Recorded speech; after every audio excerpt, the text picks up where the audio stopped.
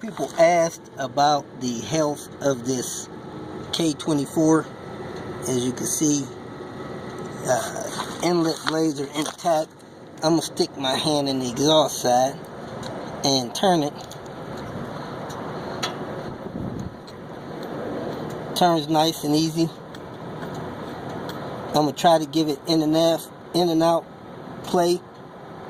Absolutely no in and out play. I'm going to try to wiggle it. That's all the wiggle I get out of it. This turbo is very tight. Appears to be in very good shape. Now I'm going to let you see the exhaust side of it so you can see if it's been blowing oil out the back. If it has, it'll be black. I hadn't even looked at it yet. So, spin this thing around. Look at the back side of it.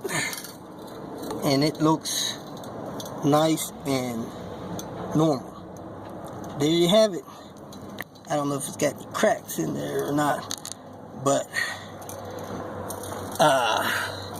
turbo, tubing, and the angle flange will all go with it.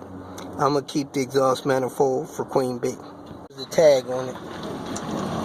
So, K24, whatever. Hope you can read that. Not sure if you can or not.